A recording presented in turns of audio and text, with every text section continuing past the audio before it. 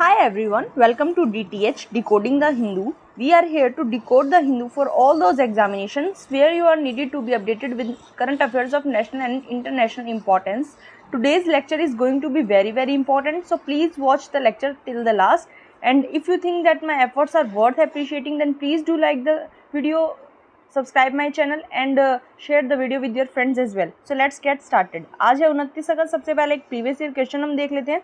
Question क्या है? With reference to Indian judiciary consider the following statements. First statement है, any retired जज of the Supreme Court of India can be called back to sit by the chief justice of India with prior permission of the president of India. Second statement है, a high court in India has the power to review its own judgement as the Supreme Court does. आपको बताना है कौन कौन सी statement इसमें से correct है, 1 only, 2 only, both 1 and 2 या फिर नाइदर 1 nor 2। आपको इसका आंसर कमेंट बॉक्स में ज़रूर लिखना है और इस क्वेश्चन का आंसर हम वीडियो के लास्ट में भी डिस्कस करेंगे। अब एक क्योट देख लेते हैं जो हमें हेल्पफुल होगी अपने जीएस पेपर्स, एसए या एथिक्स में। क्योट क्या है? Most certainly without freedom the press will never be anything but bad. आपको पता है यहाँ प्रेस की बात आ गई है, तो आपको ये हिस्ट्री में भी काम आ सकता है। जो प्रेस रेगुलेशंस ब्रिटिशर्स ने लगाई थी, वहाँ पे भी ये क्योट आपको काम आ सकती है। किसकी क्योट है ये? एल्बर्ट कैंपस की। आप इसको नोट डाउन करके रख लीजिए, कहीं भी आपको काम आ सकती है। न्यूज़ एनालिसिस की तरफ चलते हैं। सबसे पहले न्यूज़ है कि ताइवान स्ट्रेट में जो चाइना एक्शंस ले रहा है, क्योंकि हमें पता है यूएस की जो स्पीकर है नैन्सी पेलोसी, ताइवान में जब से वो लैंड किया था उन्होंने, तब से चाइना जो है वो कुछ ना कुछ मिलिटराइजेशन वहाँ कर रहा है। तो इंडिया ने इस बार डायरेक्ट कहा है कि ताइवान स्टेट में जो चाइना की हरकतें हैं उसको मिलिटराइजेशन कहा जाएगा। अभी तक इंडिया क्या था? न्यूट्रल रहता था, इंडिया कोई भी अपना ओपिनियन नहीं देता था, लेकिन इस बार इंडिया ने डायरेक्ट कहा है कि चाइना जो ताइवान स्टेट में कर रहा है वो क्या है? मिलिटराइजेशन। हमारे पास यहाँ ताइवान स्टेट इंपॉर्टेंट हो जाता है, देख लेते हैं थोड़ा सा इसके बारे में। ये 180 किलोमीटर लंबा स्टेट है और ये किसको सेपरेट करता है? ताइवान को सेपरेट करता है कॉन्टिनेंटल एशिया से। ये स्टेट जो है वो साउथ चाइना सी का पार्ट है और ईस्ट चाइना सी को ये नॉर्थ से कनेक्ट करता है। इसके फॉर्मल नाम है कुछ, किन नामों से पहले जाना जाता था? इसे ताइवान से एक नाम लिया गया था, फॉर्मोसा स्ट्रेट या फिर स्ट्रेट ऑफ फॉर्मोसा के नाम से जाना जाता था। चाइनीज़ प्रोविंस से एक नाम लिया गया था, स्ट्रेट ऑफ फोकियन या फ्यूजन, इस नाम से भी इसको जाना जाता था। और एक साउथ ईस्ट चाइना में हक्का और होकियन नाम के लोग रहते हैं, ट्राइब कह सकते हैं आप। उन्होंने से क्या कहा था? ब्लैक डिच कहा था। ये स्टेट के कुछ नाम हैं, आपको पता होने चाहिए। ये ताइवान स्टेट के बारे में था। ऑल्दो हम इसको शॉर्ट्स में, मैं इसके लिए एक अलग से मैप वर्क कर दूंगी, इम्पॉर्टेंट हो जाता है। अभी के लिए हमें थ्योरी पढ़नी है। मेन डाटा प्रोटेक्शन भी लाएगा अभी, उसके बाद हम इसके बारे में पढ़ेंगे। नेक्स्ट है हमारे पास, हमें पता है नोएडा के ट्विन टावर्स को ख़त्म कर दिया गया है और इसमें इम्पॉर्टेंट हमारे पास क्या हो जाता है? इसमें इम्पॉर्टेंट हो जाता है जो टेक्नोलॉजी इनको डिमोलिश करने में यूज़ हुई है। कौन सी टेक्नोलॉजी यूज़ हुई है? वाटरफॉल टेक्नोलॉजी, वाटरफॉल मैकेनिज्म को यहाँ यूज़ किया गया है, ये हम पढ़ेंगे। और इन्होंने क्या कहा है कि जो डेब्रिस उड़ रहा था उसके लिए वाटर स्प्रिंकलर्स लगाए गए थे और एंटी स्मोक गन्स भी वहाँ एक्टिवेट की गई थी, सो दैट कोई भी वहाँ डस्ट हो उसको ख़त्म किया जा सके। अब इस टेक्नोलॉजी के बारे में हमको पढ़ना है। टेक्नोलॉजी क्या है? Waterfall implosion collapse mechanism. देखो, एक तो सबसे पहले आपका ध्यान जाना चाहिए वाटरफॉल इम्प्लोजन। देखो, एक होता है एक्सप्लोजन। एक्सप्लोजन में क्या होता है? एक बम होता है, वो एक्सप्लोड जब होता है तो उसके पार्ट्स ऐसे फैलते हैं बाहर की साइड। लेकिन इम्प्लोजन जो होता है वो एक ऐसी टेक्निक है जो एक्सप्लोजन के रिवर्स है एकदम। कोई भी अगर इम्प्लोजन होगा तो वो क्या करेगी? जो भी, जैसे ये है कोई बिल्डिंग, ये है इम्प्लोजन मटेरियल कोई, तो सारी बिल्डिंग को अंदर की साइड ये गिरा लेगी। ये आपको पता होना चाहिए। इम्प्लोजन एक्सप्लोजन टेक्निक का उल्टा है। अब इसके बारे में थोड़ा सा देख लेते हैं। ये एक ऐसा मेथड है जिससे जो लंबी लंबी बिल्डिंग्स होती है उनको डिमोलिश किया जाता है। और वाटरफॉल इसको नाम इसलिए दिया गया है क्योंकि हमें पता है कि जब वाटरफॉल में क्या होता है, वाटर एक हाइट से ग्राउंड पे गिरता है, ऐसे ही ये जो लंबी लंबी बिल्डिंग्स हैं जब ये ग्राउंड में गिरेंगी, दैट इसलिए इसको नाम क्या दे दिया गया है? Waterfall mechanism. और जो इम्प्लोजन हम करते हैं उसके लिए क्या किया जाता है कि जो बिल्डिंग की बीम्स होती हैं, शेयर वॉल्स होती हैं, उन कॉलम्स होते हैं, उनमें होल्स कर दिए जाते हैं सो दैट वहाँ पे डायनामाइट लगाया जा सके और वहाँ के थ्रू क्या हो सके, इम्प्लोजन ईजी हो सके। और हमें पता है जब इम्प्लोजन होगा उस टाइम डेब्रिस निकलेगा काफ़ी सारा, तो उस हाई वेलोसिटी से निकलेगा और वो किसी के ऊपर गिर भी सकता है, किसी की जान को खतरा भी हो सकता है। इसलिए उस डेब्रिस को, हाई वेलोसिटी डेब्रिस को दूर दूर तक उड़ के जाने से बचाने के लिए क्या किया गया है, बिल्डिंग के चारों तरफ क्या लगाया जाता है, वायर मैश लगाई जाती है और जियो टेक्सटाइल क्लॉथ का यूज़ किया जाता है, सो दैट जो हाई वेलोसिटी से डेब्रिस निकलेगा उसको वहीं एक लिमिटेड स्पेस में कवर किया जा सके। ये था वाटरफॉल मैकेनिज्म के बारे में, इसमें यही इंपॉर्टेंट है। नेक्स्ट आर्टिकल की तरफ चलते हैं।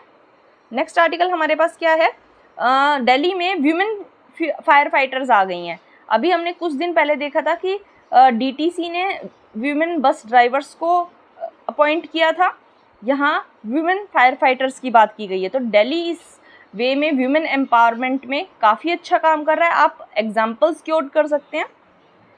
यहाँ बताया गया है कि 200 वीमेंस को ट्रेनिंग दी जा रही है, उन्हें टेक्निक सिखाई जा रही हैं कि क्या करना चाहिए और क्या नहीं करना चाहिए फायर सेफ्टी मेजर्स को ध्यान में रखते हुए। और जब इनकी ट्रेनिंग पूरी हो जाएगी तो हर वुमेन को क्या मिलेगा, एक मैं भी फायर फाइटर हूँ का सर्टिफिकेट। थोड़ा सा देख लेते हैं। हमारे इंडिया की जो फर्स्ट वीमेन फायर फाइटर थी 2002 में बनी थी ये, क्या नाम था इनका, हर्षिनी कन्हेकर। ये इंपॉर्टेंट हो जाता है, जीके वाले पोर्शन में कई एग्जाम्स में पूछा जा सकता है, आपको पता होना चाहिए। और अभी रिसेंटली क्या हुआ है, 2020 में तान्या सन्याल को अपॉइंट किया गया था by AAI as the first women fire fighter. AAI के द्वारा अपॉइंट की जाने वाली ये फर्स्ट वीमेन फायर फाइटर है। आपको ये पता होना चाहिए। वैसे इंडिया की फायर फाइटर कौन है, हर्षिनी कन्हेकर, लेकिन AAI ने जिसको अपॉइंट किया है ऐसी पहली वीमेन कौन है, तान्या सन्याल। 2018 तक क्या था, केवल मेन होते थे फायर फाइटर्स, लेकिन रूल्स को कुछ रिलैक्स किया गया और तान्या सन्याल को वीमेन फायर फाइटर के तौर पे नियुक्त किया गया। अब क्या चेंजेस किए गए रूल्स में, ये देख लेते हैं थोड़ा सा। वर्क डिस्क्रिप्शन जो है वो दोनों मेन और वीमेन के लिए सेम रखा गया है, लेकिन जो हाइट और वेट की नॉर्म्स थी उसको थोड़ा रिलैक्स कर दिया गया है। मेल फायर फाइटर्स के लिए रिक्वायरमेंट थी 5.2 फीट टॉल होने चाहिए और वेट उनका कम से कम 50 किलो होना चाहिए। वीमेन के लिए जो वेट की रिक्वायरमेंट थी वो मिनिमम 40 केजीज कर दी गई है। ये इंपॉर्टेंट हो जाता है, इसमें यही था। चलते हैं नेक्स्ट आर्टिकल की तरफ। नेक्स्ट आर्टिकल हमारे पास क्या है, नेक्स्ट आर्टिकल सबसे पहले ये वाला देख लेते हैं। मुंबई में जो डबल डेकर बसेस हैं उनको एक नए अवतार में लाया जा रहा है। हमें पता है ई बसेस का काफ़ी ज़्यादा चलन है। क्या किया जा रहा है इन बसेस को, ई बसेस जो आएंगी वो AC होगा उनमें, मैंने आपको बताया AC होगा। उसके बाद ट्विन डोर स्टेयरवे अरेंजमेंट होगा। ट्विन डोर स्टेयरवे अरेंजमेंट का मतलब है, सपोज ये आपकी बस है और ये इसका double decker, sorry double decker गलत बन गया है, ये इसका डबल डेकर ऊपर वाला, तो यहाँ से भी और यहाँ से भी दोनों साइड से स्टेयर्स होंगी ऊपर वाले डेक में जाने के लिए। इसको ट्विन डोर स्टेयरवे अरेंजमेंट कहा जाता है। उसके बाद बिगर विंडोज़ रखी जाएंगी। अब बसेस में बकेट सीट्स, मतलब अच्छे लंबी वाली बकेट सीट्स रखी जाएंगी। CCTVs लगे होंगे बसेस में और फ़ोन और लैपटॉप को चार्ज करने के लिए चार्जिंग पॉइंट्स लगे होंगे। ये आपको पता होना चाहिए। ये सब फैसिलिटीज़ अब मुंबई की बसों में, डबल डेकर बसों में दी जाने वाली है। अब यहाँ इंपॉर्टेंट क्या हो जाता है हमारे लिए, इलेक्ट्रिक व्हीकल्स और ई बसेस। ये दो चीज़ों के बारे में थोड़ा सा देख लेते हैं। इलेक्ट्रिक व्हीकल्स क्या होते हैं, ये जो इलेक्ट्रिक व्हीकल्स होते हैं इनमें कोई भी कंबशन इंजन नहीं होता, इंटरनल कंबशन इंजन इनमें नहीं होता है। ये किस पे ऑपरेट करती है, इलेक्ट्रिक मोटर पे ऑपरेट करती है। इनमें फ्यूल टैंक की जगह क्या होती है, एक बैटरी होती है जिसको चार्ज करना पड़ता है।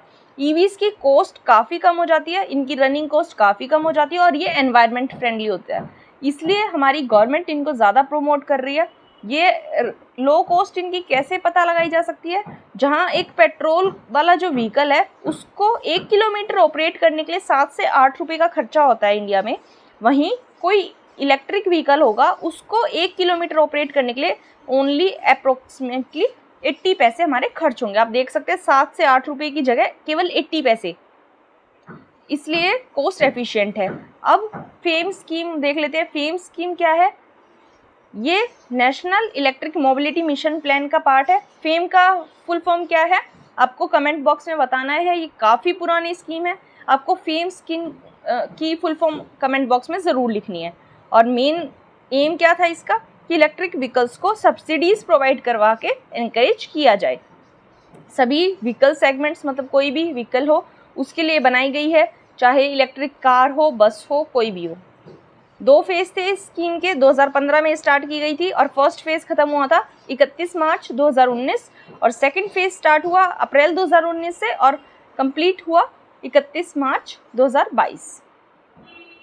इसमें क्या क्या कवर किए जाते हैं? इसमें सभी हाइब्रिड और इलेक्ट्रिक टेक्नोलॉजी। हाइब्रिड टेक्नोलॉजी मतलब 2 टेक्नोलॉजीज़ का कम्बिनेशन, जैसे माइल्ड हाइब्रिड, स्ट्रॉन्ग हाइब्रिड, मतलब जिसमें ज़्यादा हाइब्रिड ना किया जाए वो माइल्ड हाइब्रिड।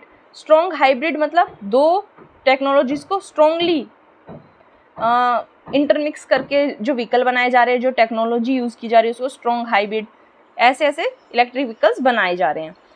इसकी अथॉरिटी कौन है जो मॉनिटर करेगी? Department of heavy industries under ministry of heavy industries and public enterprises. आपको पता होना चाहिए इलेक्ट्रिक व्हीकल्स की कौन सी मिनिस्ट्री है। 4 फोकस एरियाज है फेम इंडिया स्कीम में। टेक्नोलॉजी को डेवलप करेंगे, डिमांड की क्रिएशन करेंगे, पायलट प्रोजेक्ट रखेंगे और चार्जिंग इंफ्रास्ट्रक्चर को डेवलप करेंगे। ऑब्जेक्टिव क्या है इस फेम स्कीम के कि इलेक्ट्रिक और हाइब्रिड व्हीकल्स का हमारी कंट्री में क्या किया जाए, फास्टर अडोप्शन एंश्योर किया जाए। हमारी कंट्री में इलेक्ट्रिक व्हीकल्स अगर आएंगे तो उनको चार्जिंग करने के लिए इंफ्रास्ट्रक्चर भी चाहिएगा, उसको अच्छे से इस्टेब्लिश करना इसका एक ऑब्जेक्टिव है। एनवायरनमेंट पोल्यूशन को कम करना और हमारी जो फ्यूल को लेके टेंशन्स हैं उसको एड्रेस करना, फ्यूल सिक्योरिटी को इंश्योर करना, ये इसके ऑब्जेक्टिव्स हैं। ये आपको पता होना चाहिए, इम्पोर्टेंट था, इसमें बस यही था। नेक्स्ट हमारे पास है मध्य प्रदेश में स्वाइन फ्लू पाया गया है पिग्स में, जिसकी वजह से उनकी मौत हो गई है। यहाँ इंपॉर्टेंट हमारे पास क्या हो जाता है? Swine flu. स्वाइन फ्लू देख लेते हैं। स्वाइन फ्लू एक रेस्पिरेटरी डिजीज़ है पिग्स की। रेस्पिरेटरी डिजीज़ मतलब सांस लेने से रिलेटेड जो डिजीज़ होती हैं उनको रेस्पिरेटरी डिजीज़ कहा जाता है। टाइप ए इन्फ्लुएंजा वायरस से होती है। कौन से वायरस से? H1N1। आपको नाम ध्यान रखना है, H1N1। कमेंट बॉक्स में आपको ये बताना है कि बर्ड फ्लू होता है वो कौन से वायरस से होता है। जैसे H1N1 से तो स्वाइन फ्लू, और बर्ड फ्लू जो होता है उसके लिए कौन सा वायरस रिस्पॉन्सिबल होता है। काफ़ी इंपॉर्टेंट हो जाता है, काफ़ी सारे एग्जाम्स में ये क्वेश्चन पूछा गया है बर्ड फ्लू वाला, तो आपको कमेंट बॉक्स में इसका आंसर ज़रूर लिखना है। इसको स्वाइन फ्लू इसलिए कहा जाता है क्योंकि इसको ऐसे लोगों में पाया जाता था, इस डिजीज़ को, जिनकी पिग्स के साथ क्लोजनेस ज़्यादा थी, इसलिए इसका नाम स्वाइन फ्लू रख दिया गया, क्योंकि स्वाइन से ऐसे लोगों की क्लोजनेस ज़्यादा पाई गई थी। क्या कहा गया है कि मेनली जो ह्यूमंस होते हैं वो इस इन्फेक्शन से, इस वायरस से इन्फेक्टेड नहीं होते हैं, ये पिग्स में पाया जाता है। जब लेकिन ह्यूमंस इससे अफेक्ट हो जाते हैं, इन्फेक्ट हो जाते हैं, उस टाइम इसको क्या कह दिया जाता है? Variant influenza virus.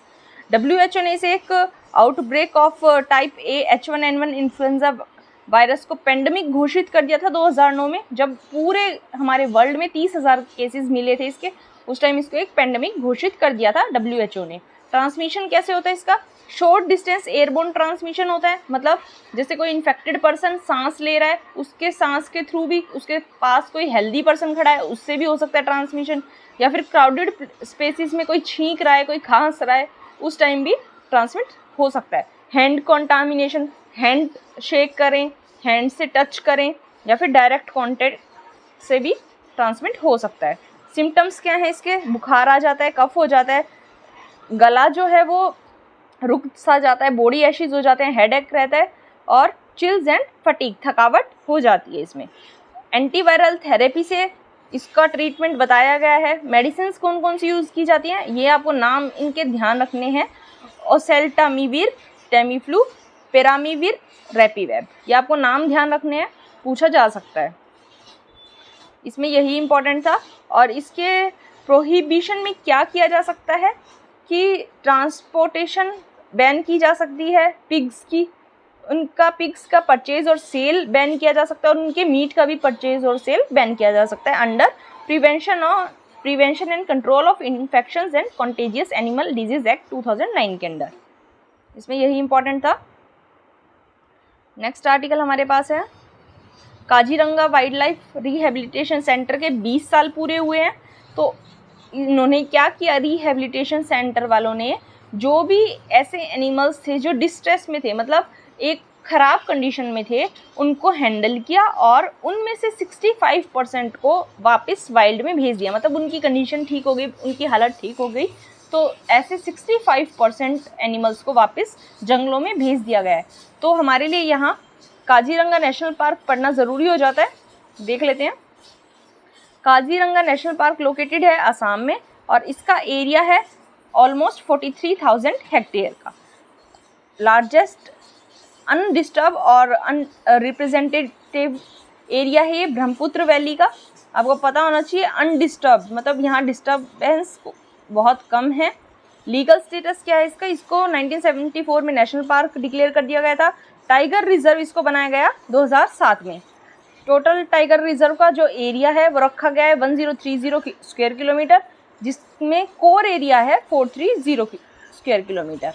International status इसके पास है, यूनेस्को वर्ल्ड हेरिटेज साइट इसको 1985 में बना दिया गया था और बर्ड लाइफ इंटरनेशनल इसको इम्पोर्टेंट बर्ड एरिया का भी डिक्लेरेशन दिया है। बायोडाइवर्सिटी कौन कौन सी पाई जाती है, ये क्या है, वर्ल्ड के मेनली जो वन हॉर्न राइनोज हैं वो यहीं पाए जाते हैं और इसके अलावा पोबितोरा वाइल्ड लाइफ सेंचुरी है, इस सेकंड नंबर पे जो राइनोज पाए जाते हैं असम में वो यहाँ पाए जाते हैं पोबितोरा वाइल्ड लाइफ सेंचुरी में। सबसे ज़्यादा तो मिलते हैं काजीरंगा में, फिर उसके बाद सेकंड मिलते हैं पोबितोरा वाइल्ड लाइफ सेंचुरी में।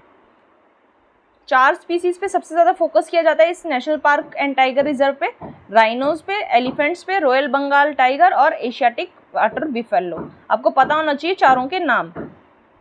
और यहाँ प्राइमेट्स की 9 स्पीशीज़ पाई जाती हैं। टोटल 14 स्पीशीज़ होती हैं, उनमें से 9 यहाँ पाई जाती है काजीरंगा में। रिवर्स और हाईवेज कौन कौन से इससे पास होते हैं, नेशनल हाईवे 37 जो है वो यहाँ से पार्क में से पास होता है और इसमें काफ़ी सारी वाटर बॉडीज़ जो कि सीजनल होती हैं, एक पर्टिकुलर सीजन में बहती हैं, ऐसी पाई जाती हैं। लेकिन रिवर का नाम आपको ध्यान रखना है, कौन सी रिवर है, दिफ्लू रिवर, जो इसके अंदर से होकर बहती है।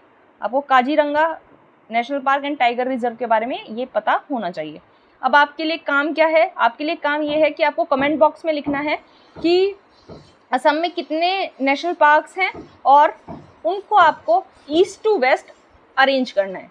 ये आपका काम है, चाहे आप गूगल करके करिए, लेकिन आपको कमेंट बॉक्स में ज़रूर लिखना है सो दैट आप इसको लंबे समय तक याद रख पाएँ। नेक्स्ट चलते हैं। ये हमने कल भी कवर किया था, पोक्सो केस लगा है इन पे, शिवमूर्ति मुरुघ शरानारू पे। हमने कल इसको बहुत अच्छे से कवर किया है पोक्सो एक्ट को। अगर आपने कल वाला वीडियो मेरा नहीं देखा है तो आप उसको देख लीजिए, वहाँ से आपका बहुत अच्छे से कॉन्सेप्ट क्लियर हो जाएगा। आज मैं इसको रिपीट नहीं कर रही हूँ। नेक्स्ट आर्टिकल एडिटोरियल पेज है, एडिटोरियल को हम लास्ट में करेंगे, इस आर्टिकल को अभी कर लेते हैं। आर्टिकल क्या कह रहा है, हमारे कंट्री में पोस्टल कोड को इंट्रोड्यूस किया गया था आज से 50 साल पहले। लेकिन क्या कहा गया है कि जो पोस्ट ऑफिस का आज के टाइम पे नया रोल देखने को मिल रहा है, उस रोल में शायद पोस्टल कोड का जो सिस्टम है वो ऑपरेशनली रेलिवेंट आज के टाइम पे नहीं रहा है। कैसे देख सकते हैं, थोड़ा सा समझ लेते हैं। जो पोस्टल कोड है इसको किस लिए लाया गया था कि जो पोस्ट ऑफिस की डिलीवरीज हैं वो इजी हो जाएं। इजी कैसे हो जाएं कि जो कंट्री के सभी फिजिकल एड्रेसेस हैं उनको एक यूनिक आइडेंटिटी दे दी जाए, सो दैट कोई भी पोस्टल डिलीवरी इजी हो जाए, एक्यूरेट एड्रेस पे जाए और फास्ट डिलीवरी भी जिससे हो पाए। पोस्टल कोड को डिफरेंट कंट्रीज़ में डिफरेंट नेम से जाना जाता है। जैसे पोस्टल कोड को पोस्ट कोड और जिप कोड भी कहा जाता है। ये क्या होता है, ये एक अल्फा न्यूमेरिक या फिर न्यूमेरिक नंबर होता है जिसको पोस्टल एड्रेस में इंक्लूड कर दिया जाता है, सो दैट कि जो डिस्ट्रिक्ट्स हैं, वेरियस डिस्ट्रिक्ट्स हैं, वेरियस एड्रेसेस हैं, उनको ईजीली आइडेंटिफाई किया जा सके। ये मैं यहाँ क्या दिया हुआ है कि कौन कौन से देश ने कौन कौन से ईयर में इसको इंट्रोड्यूस किया? सबसे पहले किया था जर्मनी ने, उसके बाद Singapore, Argentina, US, Switzerland, India, UK. मतलब यूएस में इंडिया से पहले आ चुका था पोस्टल सिस्टम, सबसे पहले आया था जर्मनी में, और यूके में जो है यूनाइटेड किंगडम में इंडिया के बाद आया है। ये थोड़ा सा इंपॉर्टेंट हो जाता है। उसके बाद क्या कहा है, काफ़ी सारे इसमें इश्यूज देखे जा रहे हैं। इश्यूज क्या बताए जा रहे हैं कि 5 डिकेड हो चुके इसको इम्प्लीमेंट हुए, लेकिन अभी भी क्या होता है, काफ़ी सारे मेल्स, काफ़ी सारे जो पोस्ट होते हैं उनको पिन कोडेड नहीं किया जाता है। पिन कोडेड क्यों नहीं किया जाता है? क्योंकि काफ़ी लोग इसको सीरियसली नहीं लेते हैं। गवर्नमेंट ने काफ़ी एफर्ट्स किए हैं सिटीजन्स को इस बारे में एजुकेट करने के लिए, सो दैट वो पिन कोड ज़रूर लिखें, लेकिन इसका काफ़ी कम इफ़ेक्ट देखने को मिला है। इसका थोड़ा सा इफ़ेक्ट तब देखा गया जब क्या हुआ, एक तो केवाईसी नॉर्म्स लॉन्च हो गई, बैंक ने केवाईसी नॉर्म्स को लॉन्च कर दिया, और क्या हुआ, यूटिलिटी सर्विस प्रोवाइडर्स में कंप्यूटराइज्ड बिलिंग होने लगी। मतलब जो बिलिंग होने लगी वो कंप्यूटराइज्ड हो गई, जिसकी वजह से पिन कोडेड मेल्स थोड़े ज़्यादा प्रोपोर्शन में दिखने लगी।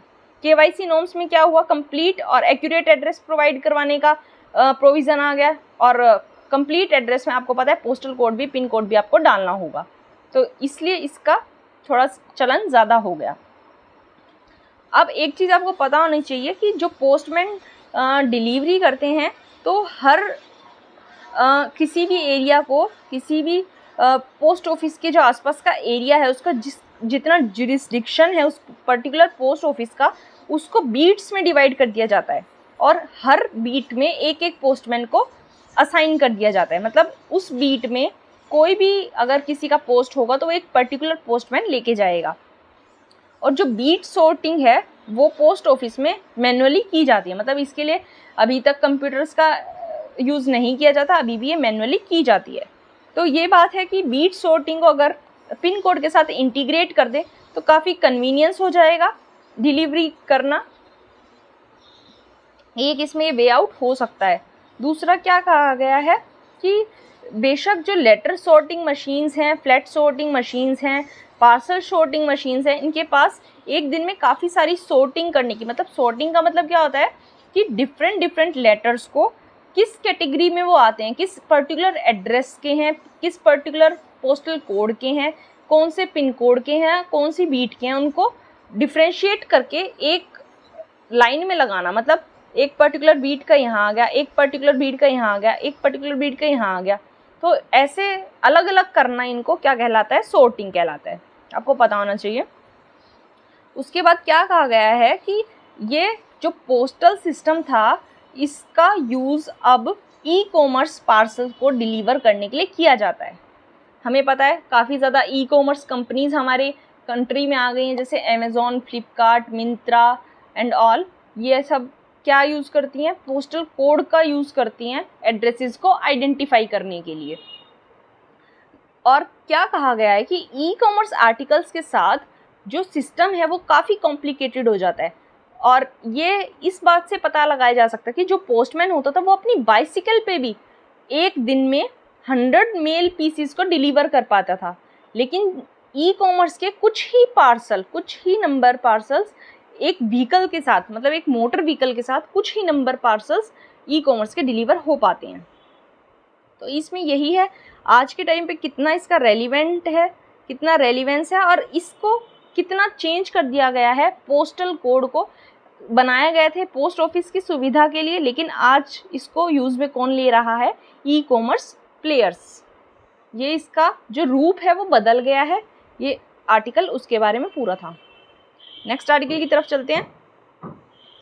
Führer over Lokayukta. लोकायुक्त के बारे में बात चल रही है केरला के, लेकिन इस जो आर्टिकल है इसमें हमारे पास कुछ इम्पोर्टेंट नहीं है। इम्पोर्टेंट हमारे एग्जाम के लिए क्या हो जाता है, लोकपाल एंड लोकायुक्त। अब आपको पता होना चाहिए कि लोकपाल एंड लोकायुक्त एक्ट 2013 में जो आया था उसने क्या कहा था कि यूनियन में एक लोकपाल की इस्टेब्लिशमेंट होनी चाहिए और स्टेट्स में लोकायुक्त की। मतलब एक तरह से जो लोकपाल है वो पूरे इंडिया पे ऑपरेट करते हैं, और जो लोकायुक्त हैं उनको एक पर्टिकुलर स्टेट के लिए बनाया जाता है। हम लोकपाल और लोकायुक्त दोनों को देखते हुए चलेंगे। जहाँ मैं लोकपाल के लिए बताऊंगी वहाँ आपको पता होना चाहिए मैं पूरे सेंटर मतलब पूरे यूनियन पे अप्लाई कर रही हूँ उस बात को। अगर मैं लोकायुक्त का नाम भी बताऊँ तो आपको पता होना चाहिए कि जो प्रोविजंस लोकपाल के पूरे यूनियन पे अप्लाई होते हैं वो लोकायुक्त के एक स्टेट पे अप्लाई होंगे। ये एक स्टैट्यूटरी बॉडी है। स्टैट्यूटरी बॉडी कौन सी होती है? जिनको किसी एक्ट से बनाया जाता है। अभी हमने देखा कौन से एक्ट से बनाया गया इन्हें, Lokpal and Lokayukta act 2013। Statutory bodies हो गई, मतलब इनके पास कोई कॉन्स्टिट्यूशनल स्टेटस नहीं है, ये आपको पता होना चाहिए। ये एक ओम्बड्समैन की तरह फंक्शन करती है और कोई भी जो करप्शन के चार्जेस लगते हैं किसी भी पब्लिक सर्वेंट पे या किसी भी पब्लिक फंक्शनरी पे, उसको इंक्वायर करने का इनका काम होता है। क्या की प्रोविजंस है इसमें? अमेंडमेंट किया गया 2016 में, उसके कुछ की प्रोविजंस है इसमें। 2013 वाले एक्ट को अमेंड किया गया। और पहले क्या था, 2013 वाले एक्ट का सेक्शन 44 था, वो क्या कहता था कि कोई भी पब्लिक सर्वेंट है, उसने गवर्नमेंट सर्विस ज्वाइन की, उस गवर्नमेंट सर्विस को ज्वाइन करने के 30 दिन के अंदर अंदर उसे अपने एसेट्स और लाइबिलिटीज़ की पूरी डिटेल जमा करवानी होगी, 30 दिन के अंदर अंदर, कोई भी गवर्नमेंट सर्विस ज्वाइन करने के बाद। लेकिन अब ये जो 30 दिन की टाइम लिमिट है, इसको रिप्लेस कर दिया गया है और ये कहा गया है कि पब्लिक सर्वेंट जो है वो अपने एसेट और लाइबिलिटी उनका डिक्लेरेशन उस मैनर और उस फॉर्म में करेगा जैसा गवर्नमेंट उसको कहेगी। मतलब अब ये टाइम लिमिट है, इसको हटा दिया गया है। स्ट्रक्चर देख लेते हैं लोकपाल का। लोकपाल एक मल्टी मेंबर बॉडी होती है, एक चेयरपर्सन होते हैं, 8 इसमें मैक्सिमम मेंबर्स हो सकते हैं, मैक्सिमम 8 हो सकते हैं, कम भी हो सकते हैं। जो चेयरपर्सन होते हैं लोकपाल के, या तो वो former chief justice of India होने चाहिए या फिर एक सुप्रीम कोर्ट के फॉर्मर जज होने चाहिए। 25 साल का इनके पास मिनिमम एक्सपीरियंस होना चाहिए एंटी करप्शन मैटर्स में, पब्लिक एडमिनिस्ट्रेशन में, vigilance, finance, law and management, इन सभी एरियाज़ में उनको मिनिमम 25 साल का एक्सपीरियंस होना चाहिए। और क्या है, जो बाकी के 8 मेंबर्स हैं उनमें से आधे जो होंगे वो जुडिशियल मेंबर्स होंगे और मिनिमम 50% जो मेंबर्स होंगे वो SC, ST, OBC, माइनॉरिटीज़ और विमेन में से आपको लेने होंगे। ये ऐसा प्रोविज़न इसमें रखा गया है। और जो जुडिशियल मेंबर होंगे लोकपाल के, ये मैंने बताया जुडिशियल मेंबर होंगे हाफ, वो क्या होंगे, या तो सुप्रीम कोर्ट के कोई फॉर्मर जज होंगे या फिर किसी भी हाई कोर्ट के फॉर्मर चीफ जस्टिस वो होंगे। जो नॉन जुडिशियल मेंबर होंगे, नॉन जुडिशियल कौन से होंगे, ये जो मैंने बताया जो SC, ST, OBC, minorities, women, ये लिए जाएंगे, ये नॉन जुडिशियल हो गए। नॉन जुडिशियल में इनके पास 25 साल का मिनिमम एक्सपीरियंस होना चाहिए एंटी करप्शन पॉलिसी बनाने में, public administration, vigilance, finance, law management, इन सब में मिनिमम 25 साल का एक्सपीरियंस इनको होना चाहिए। जो लोकपाल के चेयरमैन और मेंबर्स हैं वो 5 साल या फिर उनकी एज 70 ईयर्स हो जाए उतने तक ऑफिस को होल्ड करेंगे। और जो मेंबर्स हैं उनको अपॉइंट कौन करेगा? प्रेसिडेंट करेंगे on the recommendation of a selection committee. मतलब एक सिलेक्शन कमेटी बनाई जाती है जिसमें कौन होता है? प्राइम मिनिस्टर होते हैं, प्राइम मिनिस्टर इसके चेयरपर्सन होते हैं, लोकसभा के स्पीकर होते हैं और लीडर ऑफ अपोजिशन होते हैं लोकसभा के, चीफ जस्टिस ऑफ इंडिया होते हैं, या फिर अगर chief justice of India available नहीं है तो उनके द्वारा कोई भी नॉमिनेट एक जज को कर दिया जाता है। और कौन होते हैं? एक एमिनेंट ज्यूरिस्ट होते हैं। ये सभी किस में होते हैं? सिलेक्शन कमेटी में। ये सिलेक्शन कमेटी रेकमेंड करती है, उस बेसिस पे जो प्रेसिडेंट है वो मेंबर्स को अपॉइंट करते हैं। और इनके जो सिलेक्शन कमेटी बनती है वो एटलीस्ट उसमें 8 पर्सन्स होने चाहिए। लोकपाल और इसकी पावर्स कहाँ तक जुरिस्डिक्शन में आती है? लोकपाल जो हैं वो prime minister, minister, MPs, group ABCD officers और सेंट्रल गवर्नमेंट के ऑफिसर्स को के सारे मैटर्स को जुरिस्डिक्शन में ले सकता है। और लोकपाल का हमें पता है प्राइम मिनिस्टर पे भी जुरिस्डिक्शन होता है, लेकिन अगर प्राइम मिनिस्टर पे कोई ऐसे करप्शन के एलिगेशंस लगाए गए हैं जो किसी इंटरनेशनल रिलेशन से, सिक्योरिटी से, किसी पब्लिक ऑर्डर से, एटॉमिक एनर्जी और स्पेस से रिलेटेड है, उन मैटर्स में लोकपाल का जुरिस्डिक्शन वहाँ नहीं होगा, प्राइम मिनिस्टर पर नहीं होगा। लोकपाल जो है उनका MPs और मिनिस्टर्स पे उस मैटर में जुरिस्डिक्शन नहीं होता। जो भी चीज़ें वो पार्लियामेंट में बोलेंगे या फिर वो जो वोट वहाँ देंगे, उन मैटर्स में लोकपाल का कोई जुरिस्डिक्शन MPs और मिनिस्टर्स पे नहीं होगा। और इसका जुरिस्डिक्शन, लोकपाल का जुरिस्डिक्शन उन सभी पर्सन्स पे है जिन्हें या तो सेंट्रल गवर्नमेंट कि किसी बॉडी में का चार्ज दिया गया है या फिर सेंट्रल गवर्नमेंट ऐसे ऑफिस को कंट्रोल करती है, उन सभी पर्सन्स को जुरिस्डिक्शन में लोकपाल ले सकते हैं। उसके बाद जो लोकपाल हैं वो सभी पब्लिक ऑफिशियल्स को अपना और अपने जो डिपेंडेंट्स हैं उनके एसेट्स और लाइबिलिटीज़ को फर्निश करने के लिए, मतलब रिवील करने के लिए बोल सकती है। ये पावर लोकपाल के पास है। लोकपाल एक्ट इनको ये पावर देता है। इनके पास सीबीआई को डायरेक्शन देने की और उसको सुपरिटेंडेंट करने की भी पावर होती है।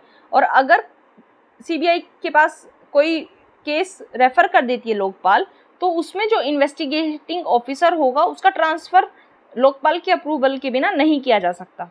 मतलब अगर लोकपाल ने कोई केस सीबीआई को रेफ़र कर दिया और एक पर्टिकुलर इन्वेस्टिगेटिंग ऑफिसर है उसमें, उसको लोकपाल के अप्रूवल के बिना ट्रांसफ़र नहीं किया जा सकता। जो इंक्वायरी विंग होती है लोकपाल की, इसके पास सिविल कोर्ट की जितनी पावर्स होती हैं। और लोकपाल के पास ये पावर भी होती है कि वो एसेट्स, प्रोसीड्स, रिसिप्ट्स, बेनिफिट्स जो भी करप्शन से आए हैं उन सभी प्रॉपर्टी को कॉन्फिस्केट कर सके, मतलब कब्जे में ले सके। ये लोकपाल जो है इसके पास पावर होती है कि अगर किसी पब्लिक सर्वेंट को करप्शन करते हुए पाया जाता है तो लोकपाल के पास ये पावर है कि उसका ट्रांसफ़र या सस्पेंशन वो रेगमेंट करे, मतलब उसे ट्रांसफ़र या सस्पेंड करने की पावर लोकपाल के पास नहीं है। केवल वो रेगमेंट कर सकती है कि इस पर्टिकुलर पब्लिक सर्वेंट को ट्रांसफ़र या सस्पेंड कर दिया जाए। आपको पता होना चाहिए। और क्या है, लोकपाल के पास ये भी पावर है कि जब किसी भी केस की प्रिलिमिनरी इंक्वायरी चल रही है उस टाइम पे कोई भी रिकॉर्ड को डिस्ट्रक्ट ना कर पाए, ख़त्म ना कर पाए, ऐसी डायरेक्शंस लोकपाल दे सकती है। ये लोकपाल के बारे में था। आप एज इट इज़ लोकायुक्त का मतलब क्या हो गया कि ये सभी प्रोविज़न स्टेट पे आप लागू कर लेंगे। जो प्राइम मिनिस्टर मैंने बोला लोकायुक्त लोकपाल के केस में, वो लोकायुक्त के केस में कौन हो जाएंगे, चीफ मिनिस्टर हो जाएंगे। ऐसा आपको पता होना चाहिए। इसमें यही इंपॉर्टेंट था। नेक्स्ट आर्टिकल की तरफ चलते हैं। नेक्स्ट आर्टिकल हमारे पास है आधार, वोटर और इनको लिंक करने की बात की गई थी। गवर्नमेंट ने रजिस्ट्रेशन ऑफ इलेक्टर्स रूल्स 1960 में चेंज किया था। इनिशियली क्या कहा गया था कि मैंडेटरी है, आधार कार्ड को वोटर आईडी के साथ लिंक करना मैंडेटरी है, लेकिन कुछ टाइम के बाद इसको ऑप्शनल कर दिया गया। इस आर्टिकल को हमने ऑलमोस्ट एक हफ्ता पहले बहुत अच्छे से कवर किया था, एडिटोरियल आया था। आज इसमें इतना कुछ इंपॉर्टेंट नहीं है, लेकिन मैं आपको कुछ चीज़ें बता देती हूँ। क्या कहा गया था कि हमारे कंट्री में वोटर एनरोलमेंट रेशियो काफ़ी अच्छा है, मतलब काफ़ी लोग वोट देने जाते हैं। और वोटर आईडी में किसी भी परमानेंट एड्रेस की डिमांड नहीं है। हमें पता है काफ़ी लोग रेंट पे रहते हैं, उनका एड्रेस चेंज होता रहता है। वोटर आईडी में जो प्रेजेंट एड्रेस होता है वही डलता है। हर बार जब भी वोटर आईडी आती है उसमें प्रेजेंट एड्रेस मांगा जाता है। आधार कार्ड में क्या होता है, आपको परमानेंट एड्रेस देना होता है, जिसमें क्या हो जाता है, काफ़ी लोगों को काफ़ी दिक्कतों का सामना करना पड़ता है। दूसरी बात क्या कही गई थी कि आधार कार्ड में एरर ज़्यादा पाई गई। जब एक सर्वे किया गया उसमें आधार कार्ड में हमें ये पता चला कि आधार कार्ड में एरर्स ज़्यादा हो जाती है, मैनुअल एरर्स ज़्यादा हो जाती है as compare to voter ID. तो अगर इन दोनों को लिंक कर दिया गया तो क्या होगा, काफ़ी एरर प्रोन ये सिस्टम हो जाएगा, इसलिए इसको फिर बाद में ऑप्शनल कर दिया गया। इसमें यही था। कुछ और आएगा अगर अच्छा तो हम इसको फिर दोबारा से कवर कर लेंगे। अब ये जो नेक्स्ट जजमेंट है, article S Subramaniam Balaji versus Tamil Nadu judgment, किससे रिलेटेड था आपको पता होना चाहिए। ये रिलेटेड था फ्रीबीज से। हमें पता है काफ़ी दिनों से फ्रीबीज पे बहुत सारे आर्टिकल्स, एडिटोरियल्स सब कुछ आ रहा है। आज भी एक एडिटोरियल फ्रीबीज पे आया है, लेकिन आज कुछ ऐसा नहीं है जो फ्रीबीज के लिए इम्पॉर्टेंट होगा। किसी दिन कोई अच्छा आर्टिकल या फिर एडिटोरियल आएगा तो हम पूरे इसके ओवरऑल कॉन्सेप्ट को अच्छे से समझेंगे। केवल अब यहाँ ये देख लेते हैं कि ये जो जजमेंट थी इसमें क्या कहा गया था। 2013 में ये जजमेंट आई थी। इसमें ये कहा गया था कि इलेक्शन मैनिफेस्टो में जो प्रोमिसेस किए जाते हैं इनको आरपीए के अंदर करप्ट प्रैक्टिस नहीं कहा जा सकता, क्योंकि हमें पता है पॉलिटिकल पार्टीज़ और जो लीडर्स होते हैं वो काफ़ी सारे प्रोमिसेस करते हैं, इलेक्शन मैनिफेस्टो में लिखवाते हैं कि हम ऐसे करवा देंगे, फ्री पानी, फ्री बिजली, फ्री पास, बस पास, ऐसे ऐसे काफ़ी सारे मैनिफेस्टो में लिखवाए जाते हैं प्रोमिसेस। तो इनको करप्ट प्रैक्टिस में नहीं रखा जा सकता under article under section 123 of RPA, ये इसमें कहा गया था। इतना आपको याद रखते हुए चलना है। नेक्स्ट आर्टिकल की तरफ चलते हैं। ये मोबाइल बैंकिंग पे जो साइबर थ्रेट है उसके बारे में है। इसमें हमें पता है, हमने साइबर थ्रेट के बारे में आई थिंक 2 या 3 दिन पहले एक एडिटोरियल किया था। उसमें मैंने आपको एक चीज़ ये बताई थी कि एक इंटरनेशनल कन्वेंशन है जिसमें साइबर क्राइम्स, साइबर सिक्योरिटी से रिलेटेड वो इंटरनेशनल कन्वेंशन है जिसमें इंडिया सिग्नेटरी नहीं है। आपको उसका नाम कमेंट बॉक्स में ज़रूर लिखना है कि वो कौन सा कन्वेंशन है जो साइबर सिक्योरिटी से रिलेटेड है, और इंडिया उसका मेंबर नहीं है। मैंने आपको हिंट दे दिया है, ज़रूर आपको बताना है। अब इस आर्टिकल में ऑल्दो हमें साइबर सिक्योरिटी के बारे में पता है कि मोबाइल बैंकिंग वगैरह में कैसे अब ये नुकसान कर सकता है। एक ग्लोबल साइबर सिक्योरिटी फर्म है कैस्परस्काई, इसने क्या कहा है कि एशिया पैसिफिक रीजन में एंड्रॉयड और iOS डिवाइसेस पे साइबर अटैक्स का खतरा ज़्यादा है। और यहाँ हमारे पास पढ़ने के लिए, एग्ज़ाम के लिए इम्पोर्टेंट क्या हो जाता है, एक नाम आया है एनुबिस। एनुबिस क्या है? एक मोबाइल बैंकिंग ट्रोजन है। ट्रोजन क्या होता है? एक ऐसा सॉफ्टवेयर होता है जो कि दिखने में तो लेजिटिमेट होगा, मतलब दिखने में तो असली लगेगा, लेकिन वो आपके डिवाइस का पूरा कंट्रोल ले सकता है, इंक्लूडिंग स्मार्टफोन्स। दूसरा, आपको एनुबिस के साथ साथ क्या याद रखना है? Roaming mantis. ये 2 नाम आपको इम्पोर्टेंटली याद रखने हैं। एग्जाम में 1 लाइनर क्वेश्चन बन सकता है कि ये क्या है, तो आपको पता होना चाहिए कि ये एक ट्रोजन है। ये क्या है? मालवेयर है जो कि मोबाइल बैंकिंग यूजर्स को टारगेट करता है। इसमें ये था। और इसमें क्या हो रहा है? रोमिंग मेंटिस में मैंने आपको बताया ये मालवेयर है जो कि मोबाइल बैंकिंग यूजर्स को टारगेट कर रहा है। इसमें जो ग्रुप है वो एंड्रॉयड डिवाइसेस को टारगेट अटैक करता है और उनके DNS, डोमेन नेम सिस्टम को हाईजैक कर लेता है। ये इस बेसिस पे काम करता है। और ऐसा क्यों हो रहा है? ऐसा हो रहा है क्योंकि हमारे पास टेक्नोलॉजी की शॉर्टेज है, इंजीनियरिंग की शॉर्टेज है, डाटा और सिक्योरिटी एक्सपर्ट्स जो बैंक को चाहिए वो बैंक्स के पास नहीं है। ये एक बहुत बड़ी प्रॉब्लम बन के सामने आ रही है। और बैंक ने क्या अपील की थी कि इसको फर्स्ट चॉइस एम्प्लॉयर्स मिले। हर टाइप के टैलेंट में फर्स्ट चॉइस एम्प्लॉयर, मतलब बेस्ट एम्प्लॉयर्स बैंक के पास होने चाहिए। लेकिन ये बातें फेड हो गई, मतलब ये बातें अमल में नहीं लाई गई। और क्या है? एडिक्वेट साइबर सिक्योरिटी हमारे पास नहीं है, इसलिए क्या हो रहा है? साइबर थ्रेट बढ़ता हमारे पास जा रहा है। इससे बचने के लिए क्या किया जा सकता है? हमें डिजिटल हाइजीनिक प्रैक्टिस को फॉलो करना चाहिए। डिजिटल हाइजीनिक प्रैक्टिसेस क्या होती हैं? अपने फ़ोन को अप टू डेट रखना चाहिए, उसको रेगुलर रिबूट करते रहना चाहिए। और क्या इंश्योर करना चाहिए कि बैंकिंग के लिए फ़ोन्स को केवल तभी यूज़ करें जब हमारा जो फ़ोन है वो एक secure VPN, virtual private network से कनेक्टेड हो। ये सब डिजिटल हाइजीनिक प्रैक्टिस हैं, ये सब फॉलो हम कर सकते हैं सो दैट साइबर सिक्योरिटी हमारी बढ़ जाती है और साइबर अटैक का खतरा कम हो जाता है। ये इस आर्टिकल में था। नेक्स्ट आर्टिकल की तरफ चलते हैं। ये है, मोदी जी ने अर्ज किया है लोगों को कि माल नरिशमेंट जो हमारे कंट्री में काफ़ी प्रेवलेंट है उसको साथ में मिलके हमें फाइट करना है।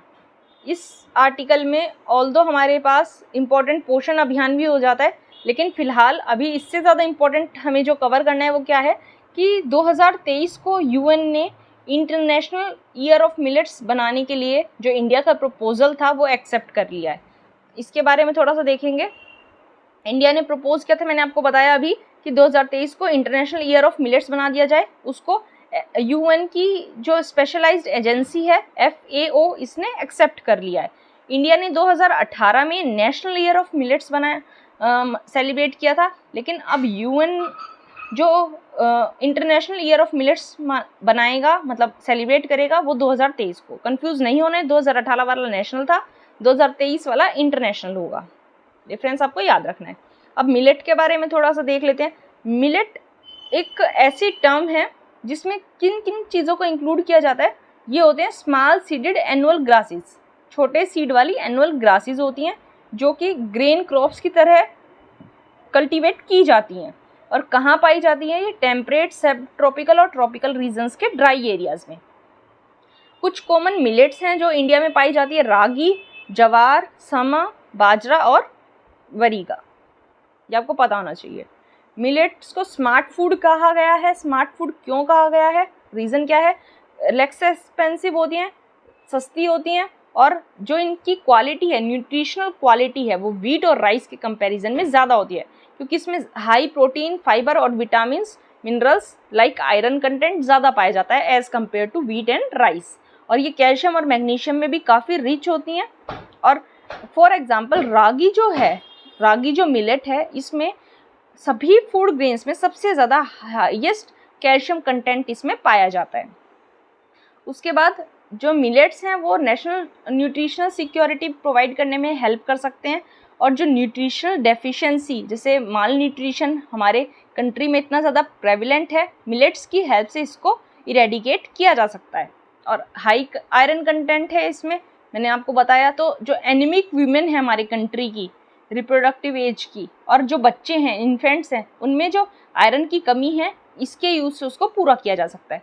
मिलेट्स में एंटीऑक्सीडेंट्स भी काफ़ी अच्छी मात्रा में पाए जाते हैं।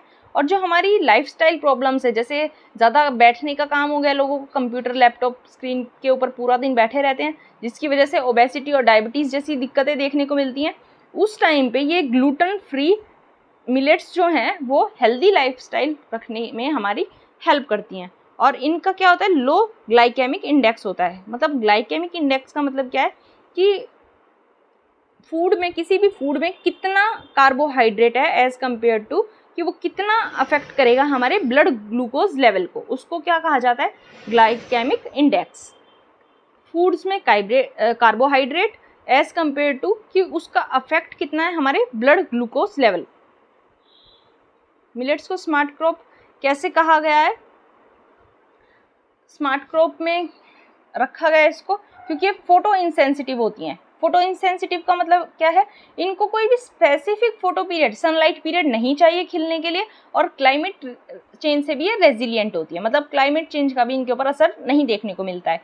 पुअर सॉइल्स पे भी ये ग्रो कर जाती हैं, और ज़्यादा इन पे इनपुट्स लगाने की हमें ज़रूरत नहीं पड़ती। लेस वाटर कंज्यूमिंग होती है, कम पानी की इनको ज़रूरत होती है, और ड्रॉट में भी ये उगाई जा सकती हैं। बिना इरीगेशन के भी लो रेनफॉल एरियाज़ में इनको उगाया जा सकता है। Low carbon and water footprint, मतलब इससे पॉल्यूशन कम होता है। हमें पता है राइस में काफ़ी ज़्यादा पानी की ज़रूरत होती है, तो ये कहा गया कि राइस प्लांट को मिलेट से 3 गुना ज़्यादा पानी की ज़रूरत होती है। जो मिलेट हैं वो हाई टेम्परेचर में भी सही रह सकती हैं, सो दैट मैंने बताया क्लाइमेट चेंज का इनके ऊपर असर नहीं होता है। ये लॉन्ग लास्टिंग क्रॉप होती हैं, अच्छे से खड़ी रहती हैं, और जो पुअर और मार्जिनल फार्मर्स हैं उनके लिए एक काफ़ी अच्छे रिसोर्स की तरह काम करती हैं। ये इसमें इम्पॉर्टेंट था। नेक्स्ट आर्टिकल की तरफ चलते हैं। नेक्स्ट आर्टिकल हमारे पास क्या है कि इंडिया और वियतनाम के रिलेशंस के बारे में कहा गया है। वियतनाम के जो एनवॉय हैं उन्होंने क्या कहा है कि इंडिया और चाइना दोनों ही हमारे एलाइज़ हैं, दोनों हमारे लिए इक्वली इम्पॉर्टेंट हैं। इस आर्टिकल में आपके पास 2 चीज़ें इंपॉर्टेंट हो जाती हैं, एक तो साउथ चाइना सी, दूसरा मल्टीलेटरल एक्सरसाइज मिलान। एक चीज़ और इम्पॉर्टेंट हो जाती है, वो है यूनाइटेड नेशंस सिक्योरिटी काउंसिल। लेकिन यूनाइटेड नेशन सिक्योरिटी काउंसिल के बारे में ऑलमोस्ट हर दूसरे या तीसरे दिन न्यूज़पेपर में आता रहता है। मैं इसको 2-3 बार तो मैं ही रिपीट कर चुकी हूँ, ऑल्दो मैं इसको फिर से रिपीट कर दूँगी, कोई और आर्टिकल आएगा। यहाँ हम साउथ चाइना सी और मिलान एक्सरसाइज के बारे में पढ़ लेते हैं। सबसे पहले साउथ चाइना सी को देख लेते हैं। इसको ऑल्दो मैं शॉर्ट्स बना दूँगी, जो भी मैपिंग के क्वेश्चन होंगे मैं उनके लिए, जो भी प्लेसेस न्यूज़ में होंगी उनके लिए, सभी के लिए मैं शॉर्ट्स डाल दिया करूँगी, सो दैट आपका मैपिंग वर्क भी साथ साथ होता रहे। साउथ चाइना सी है वो साउथ ईस्ट एशिया में, हमें पता है वेस्टर्न पैसिफिक ओशन है उसमें पाया जाता है। इसके साउथ में चाइना है, ईस्ट और साउथ में वियतनाम है, वेस्ट में फिलीपींस है, और नॉर्थ में क्या है इसके, बोर्नियो आइलैंड। ये आपको पता होना चाहिए। सराउंडेड कौन कौन से देशों से है ये। ताइवान स्टेट से इसको कनेक्ट किया जाता है ईस्ट चाइना सी से, और लुजोन स्टेट से इसको कनेक्ट किया जाता है फिलीपीन सी से। मतलब फिलीपीन सी से इसको कनेक्ट करता है लुजोन स्टेट, और ईस्ट चाइना सी से इसको कनेक्ट करता है ताइवान स्टेट। बॉर्डरिंग स्टेट्स कौन कौन सी है, People's Republic of China, clockwise में दिया गया है ये, नॉर्थ से लेके क्लॉकवाइज। फिर रिपब्लिक ऑफ चाइना मतलब Taiwan, Philippines, Malaysia, Brunei, Indonesia, Singapore and Vietnam. ये इंपॉर्टेंट हो जाता है, आपको पूछ सकता है क्लॉकवाइज नॉर्थ से आपको ये सीक्वेंस याद होना चाहिए। स्ट्रेटेजिक, इसका इम्पोर्टेंस क्या है, इसकी लोकेशन है काफ़ी इम्पोर्टेंट हो जाती है, क्योंकि ये इंडियन ओशन और पैसिफिक ओशन को कनेक्ट करने का एक इम्पॉर्टेंट लिंक है। स्टेट ऑफ मलाक्का इनको कनेक्ट करता है, इंडियन ओशन और पैसिफिक ओशन को, हमें पता है। UNCTAD के अकॉर्डिंग जो 1/3 ग्लोबल शिपिंग है वो इसी के थ्रू होती है, इसी वजह से ये एक काफ़ी इम्पॉर्टेंट जियोपॉलिटिकल वाटर बॉडी हो जाती है। इसके ऊपर कुछ क्लेम्स है, मतलब लड़ाई चल रही है कुछ आइलैंड्स पे। इसके पारासेल आइलैंड को कौन कौन क्लेम करता है? चाइना, ताइवान और वियतनाम। स्प्रेटले आइलैंड है, उसको क्लेम करता है चाइना, ताइवान, वियतनाम, ब्रुनई और फिलीपींस। स्कारबोरो शोल है, उसको कौन कौन क्लेम करता है? फिलीपींस, चाइना और ताइवान। आपको पता होना चाहिए कौन से आइलैंड को कौन कौन सी कंट्रीज क्लेम करती हैं। अब चलते हैं मिलान एक्सरसाइज की तरफ। मिलान एक्सरसाइज क्या है? बाइनियल मल्टीलेटरल नवाल एक्सरसाइज है ये। बाइनियल मतलब 2 सालों में एक बार होने वाली। 1995 में इसको स्टार्ट किया गया था अंडमान एंड निकोबार कमांड के ऊपर। इसमें स्टार्टिंग में 1995 में इंडियन नेवी इसको ऑर्गेनाइज कर रही थी। केवल 4 कंट्रीज इसमें पार्टिसिपेट करती थी, इंडोनेशिया, सिंगापुर, श्रीलंका, थाईलैंड, 1995 में। लेकिन धीरे धीरे इसमें नंबर ऑफ पार्टिसिपेंट्स और इसकी एक्सरसाइज की कॉम्प्लेक्सिटी बढ़ती गई है। उसके बाद स्टार्टिंग में इसका जो एम था वो था लुक ईस्ट पॉलिसी का, लेकिन धीरे धीरे ये आगे आने वाले सालों में क्या होता गया, एक्ट ईस्ट पॉलिसी और जो सागर इनिशिएटिव था, security and growth for all in the region initiative, उसमें बढ़ता गया। हमारे इंडियन ओशन रीजन में भी इसका इम्पैक्ट हमें देखने को मिला। मिलान 2022 में जो एक्सरसाइज है उसके बारे में थोड़ा सा देख लेते हैं। इसमें सबसे ज़्यादा पार्टिसिपेशन आज तक का देखा गया, मोर देन 40 कंट्रीज़ ने इसमें पार्टिसिपेट किया था। और इसका जो स्कोप था वो काफ़ी ज़्यादा था, क्योंकि इसमें जो एक्सरसाइज थी वो सरफेस वाली, सब सरफेस वाली, एयर डोमेन्स वाली और वेपन फायरिंग वाली, मतलब इतनी टाइप की एक्सरसाइजेज इसमें इंक्लूड की गई कि इसका स्कोप और कॉम्प्लेक्सिटी काफ़ी बढ़ गई थी। इसका थीम क्या था 2022 का? कैमरेडेरी, कोहेसन एंड कोलैबोरेशन। ये आपको पता होना चाहिए, थीम 2022 का ये था।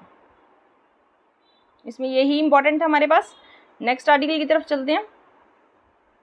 देखो, एक ये आर्टिकल है, इसमें ऑल्दो आर्टिकल हमारे लिए इम्पॉर्टेंट नहीं है, लेकिन आर्टिकल एक्ट आया है UAPA का। UAPA को हमने कल भी पूरे अच्छे तरीके से कवर किया है, तो आपने अगर कल वाला वीडियो नहीं देखा है तो उसमें देख लीजिए। पोक्सो एक्ट और UAPA एक्ट बहुत अच्छे से मैंने उनको कवर किया है। अब ये देखिए, ये क्या है, 5G से रिलेटेड है, हमें पता है। नॉर्म्स अभी कुछ दिन पहले ही इसके लिए ईजी की गई थी। क्या कहा गया था कि टेलीकॉम ऑपरेटर्स जो हैं वो स्ट्रीट फर्नीचर पे भी 5G के जो स्मार्ट सेल्स हैं, पावर स्टेशंस हैं, उनको लगा सकते हैं।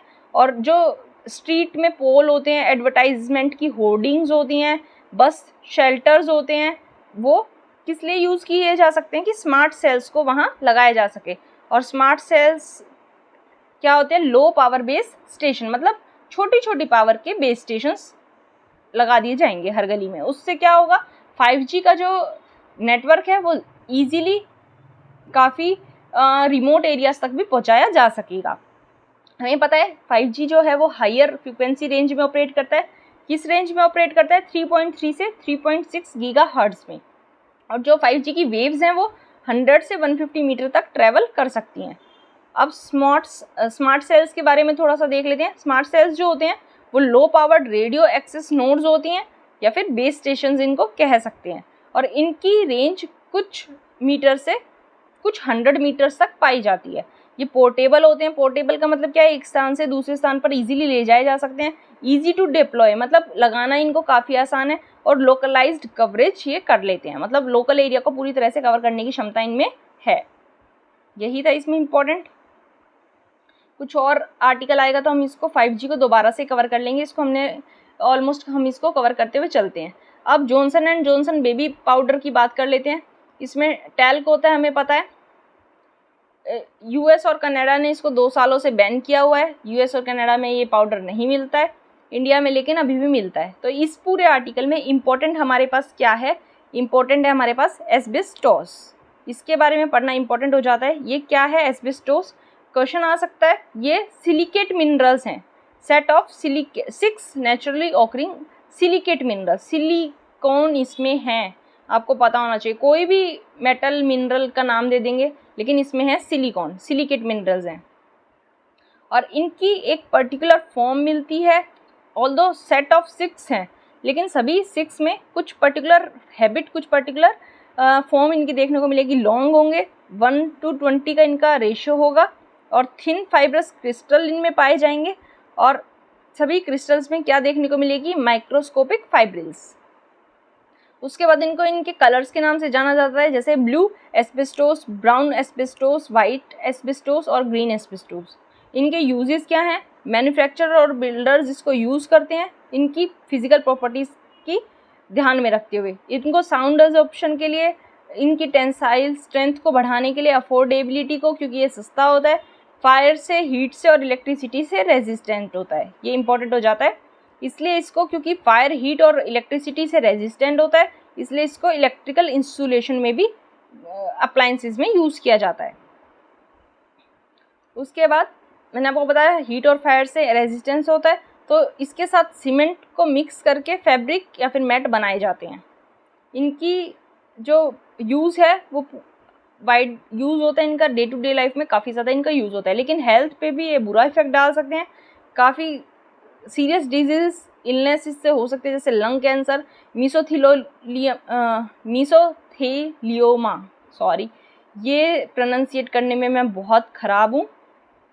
एस्बेस्टोसिस, ये एक टाइप का न्यूमोकोनियोसिस है, या प्लीज़ देख लीजिएगा। ये सब एस्बेस्टोस के बारे में था। एस्बेस्टोस का नाम देके क्वेश्चन पूछा जा सकता है कि इसमें एक तो मैंने बताया कि 6 टाइप का सिलिका मिनरल्स पाए जाते हैं, तो वहाँ 6 की जगह 8 लिख देगा, 5 लिख देगा, 4 लिख देगा, कुछ भी लिख देगा। दूसरा सिलिका पे ये चेंज करके स्टेटमेंट को गलत करवा सकता है, आपको ये पता होना चाहिए। अब हमारे पास बचता है एक आर्टिकल रिलेटेड है जापान से। जापान में क्या कहा गया है, काफ़ी ज़्यादा जेंडर पैरिटी पाई गई है। कैसे पाई गई है कि जो वर्ल्ड इकोनॉमिक फोरम का ग्लोबल जेंडर गैप इंडेक्स है 2022 का, उसमें जापान ने काफ़ी लो रैंक किया है। और जापान हमें पता है वर्ल्ड की 4th लार्जेस्ट इकोनॉमी है, उसके बावजूद भी इसको सबसे कम रैंक, मतलब काफ़ी कम रैंक इसको मिला है। अब यहाँ हमारा जो ओपिनियन है कि जो जेंडर इक्वालिटी है वो सबसे ज़्यादा कम कहाँ होती है, पूरा डेवलपिंग कंट्रीज़ में, लेकिन जापान तो डेवलप्ड कंट्री है, यहाँ भी जेंडर इक्वालिटी इतनी कम है। तो ये हमारे लिए एक क्वेश्चन की बात है, एक आश्चर्य की बात है। और इंडिया के लिए यहाँ क्या लेसन्स हैं, हमें उनको देखना है, कैसे हमें उनको टैकल करना है, क्योंकि हमें पता है 2047 तक हमें ज़्यादा डेवलप करना है। इसलिए हमें क्या जापान से सीखना चाहिए ये हमें देखना होगा। जापान क्या गलतियां कर रहा है जो हमें रिपीट नहीं करनी है, जापान से क्या क्या सीखते हुए हमें चलना है। जापान की रैंक काफ़ी लो आई है, जापान की रैंक आई है 116 आउट ऑफ 146। देख सकते हैं जेंडर गैप इंडेक्स में इसकी रैंक कितनी कम है। और G7 ग्रुप में ये सबसे वर्स्ट परफॉर्मर है। G7 ग्रुप हमने काफ़ी बार ये कर लिया कि G7 में कौन कौन सी 7 कंट्रीज़ है, आपको सबके नाम कमेंट बॉक्स में लिखने हैं, ज़रूर से ज़रूर लिखने हैं, रिवीजन होता रहेगा, गलती होने की गुंजाइश कम हो जाएगी। तो इसमें क्या कहा है, G7 ग्रुप में सबसे ज़्यादा ख़राब परफॉर्मर जापान है। सभी कंट्रीज़ की रैंक 10 से 27 के बीच बीच में है। केवल एक इटली ऐसा है कि जिसकी रैंक 63 है। अब देखो जापान एक G7 की कंट्री हो गया, इटली हो गया, ये दो तो आपको पता यहीं चल गए। 5 जो बची हुई कंट्रीज़ हैं वो आपको बताना है। अब देखने की बात क्या है कि जापान एक हाईली डेवलप्ड कंट्री है, हमें अच्छे से पता है। जापान में जो जेंडर इक्वालिटी है एजुकेशन में वो बिल्कुल प्रॉपर है, मतलब एजुकेशन में कोई भी जेंडर इनइक्वालिटी नहीं देखी जा सकती। बल्कि ये कहा गया है कि जो 15 साल के जापानीज़ गर्ल्स एंड बॉयज़ हैं उनका OECD का जो एवरेज आएगा ना साइंस एंड मैथमेटिक्स की लिटरेसी और रीडिंग परफॉर्मेंस में, OECD के बच्चों का वहाँ के बच्चों से इसका स्कोर ज़्यादा होता है। जापान के 15 साल के बच्चों का स्कोर ज़्यादा है। इससे पता चल सकता है कि एजुकेशन में कोई इनइक्वालिटी नहीं पाई जाती है। हेल्थ और सर्वाइवल के केस में भी जो वीमेन की लाइफ एक्सपेक्टेंसी है वो उसका स्कोर भी काफ़ी अच्छा है। तो फिर जापान की जो रैंक है वो इतनी लो क्यों है? जापान की इतनी ओवरऑल लो रैंक के पीछे जो रीज़न है वो ये है कि व्यूमेन का लीडरशिप रोल्स और पॉलिटिक्स में लो प्रेजेंस, ये इसका मेन रीज़न है। जापान में जो पार्लियामेंट है और उसमें वीमेन जो है बहुत रेयरली पाई जाती हैं। सीनियर ऑफिशियल्स और मैनेजर की पोस्ट पे वीमेन काफ़ी कम पाई जाती हैं। और जापान की टोटल पार्लियामेंट्री सीट्स में से मेयर केवल 10% ऐसी सीट्स हैं जिनको वीमेन होल्ड करती हैं, ये आपको पता होना चाहिए। और जापान में पिछले 50 सालों से कोई भी फीमेल हेड ऑफ स्टेट नहीं रहा है, आपको ये भी पता होना चाहिए। तो मतलब एजुकेशन और हेल्थ में तो जापान में कोई इनइक्वालिटी नहीं है, लेकिन जो बड़े बड़े लीडरशिप रोल्स हैं पॉलिटिक्स के, वहाँ ये इनइक्वालिटी देखी जा सकती है। इनफैक्ट स्टार्टिंग में माइंडसेट क्या था, माइंडसेट की वजह से ये सब हो रहा है। स्टार्टिंग में माइंडसेट ये रखा गया कि मेडिकल स्कूल्स जो थे जापान के, उनमें जो एंट्रेंस एग्ज़ाम था उसमें जो फीमेल्स कैंडिडेट थी उनका जो पास क्राइटेरिया था, कट ऑफ कह सकते हैं जिसे, वो काफ़ी हाई रखा जाता था। वो इस नॉर्म से, वो इस माइंडसेट से रखा जाता था कि सो दैट कि 70% जो स्टूडेंट्स आएँ वो मेल्स ही आएँ, 70% जो स्टूडेंट्स हों वो मेल्स ही हों। क्योंकि क्या माना जाता है कि वीमेन अपनी लाइफ में लेटर फेज़ में जब शादी कर लेती हैं, उनको बच्चे हो जाते हैं, तो उनकी रिस्पॉन्सिबिलिटीज़ की वजह से मेडिकल प्रोफेशन वो छोड़ देती हैं, जिस वजह से इनको क्या किया जाता था, डिस्करेज किया जाता है मेडिकल प्रोफेशन में आने के लिए।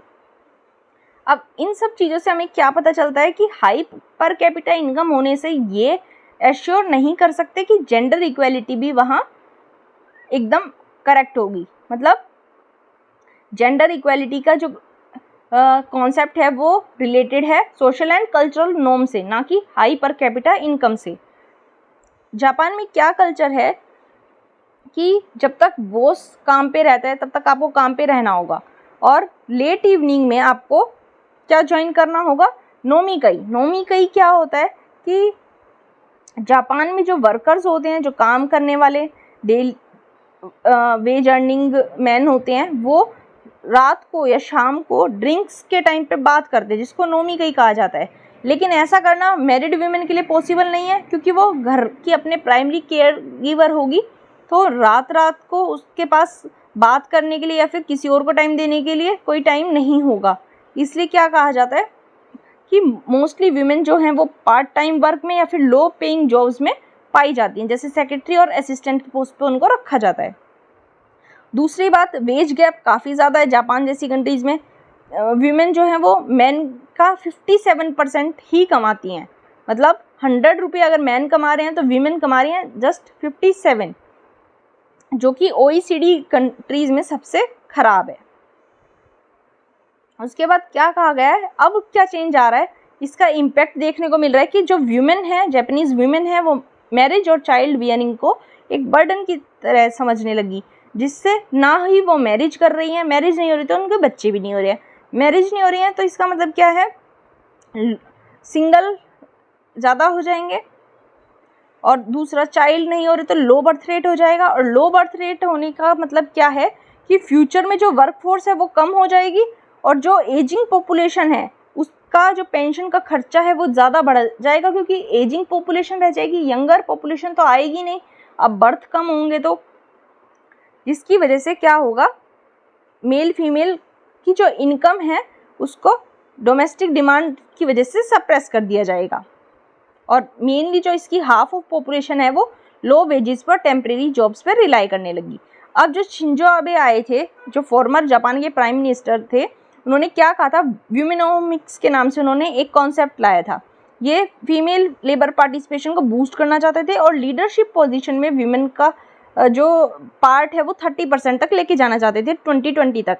लेकिन ये जो टारगेट है मीट नहीं हो पाया, तो इसको डेडलाइन को 2030 तक कर दिया गया। उसके बाद हमें क्या देखने को मिलेगा कि वीमेन की एजुकेशन और हेल्थ में इन्वेस्ट करके हम एक लिमिटेड इम्पैक्ट ला सकते हैं, लेकिन जो जेंडर नॉर्म्स होती हैं वो मेन होती हैं, जो सोसाइटल नॉर्म्स होती हैं, जेंडर नॉर्म्स होती हैं, वो होती हैं जो वीमेन को अपने पावर्स को, अपनी इन्वेस्टमेंट को कैपिटलाइज करने के लिए रोकती हैं। इन सभी से हमें इंडिया को सबक लेना है और ये गलतियां हमें नहीं करनी है जो जापान कर रहा है। तो ये था आज का लेक्चर। अब ये एक वोकेबलरी हम देखेंगे। वोकेबलरी में क्या है हमारे पास? वोकेबलरी में हमारे पास है डिटोनेशन। डिटोनेशन का मतलब है विस्फोट, एक्सप्लोजन, ब्लास्ट, इरप्शन। और दूसरा वर्ड है लंबास्टेड। लंबास्टेड का मतलब है आलोचना करना, आलोचना की। ठीक है, ये दोनों वर्ड्स आपको याद करने हैं। धीरे धीरे करते करते आपकी वोकेबलरी अच्छी हो जाएगी। अब जो आज का क्वेश्चन था वो डिस्कस कर लेते हैं। क्वेश्चन क्या था? With reference to Indian judiciary consider the following statements. First statement है एनी रिटायर्ड जज of Supreme Court of India can be called back to sit by the chief justice of India with prior permission of President of India. क्या कहा गया है कि Chief justice of India President की permission लेके किसी भी रिटायर्ड सुप्रीम कोर्ट के जज को दोबारा से मतलब सुप्रीम कोर्ट में बुला सकते हैं। बिल्कुल बुला सकते हैं प्रेसिडेंट की, क्योंकि हमें पता है कई बार शॉर्टेज हो जाती है। जजेस जो होते हैं उनकी या तो पोजीशन वैकेंट होती है या फिर वो छुट्टी पे होते हैं। तो उस टाइम पे chief justice of India president से परमिशन लेके किसी भी रिटायर्ड सुप्रीम कोर्ट के जज को बुला सकते हैं। सेकेंड स्टेटमेंट क्या है कि a high court in India has the power to review its own judgement as the Supreme Court does. मतलब जो रिव्यू करने की पावर है वो हाई कोर्ट के पास भी है, जैसे सुप्रीम कोर्ट के पास होती है। बिल्कुल होती है, हाई कोर्ट के पास भी है, अपनी जजमेंट को रिव्यू करने की पावर होती है। इसका मतलब दोनों स्टेटमेंट्स हमारी करेक्ट है। आंसर क्या होगा इसका? सी। ये था आज का लेक्चर। आई होप आपको समझ में आया होगा। आपको लेक्चर हेल्पफुल लगे तो आप वीडियो को लाइक ज़रूर करें। आपको 2 सेकंड लगते हैं, लेकिन आपको 1 घंटे की, आपके लिए 1 घंटे की वीडियो बनाने के लिए मेरी 5 घंटे की मेहनत होती है। प्लीज़ इस मेहनत को अप्रिशिएट ज़रूर कीजिए। मेरे चैनल को सब्सक्राइब कीजिए, वीडियो को लाइक कीजिए, वीडियो को ज़्यादा से ज़्यादा शेयर कीजिए। Thank you so much.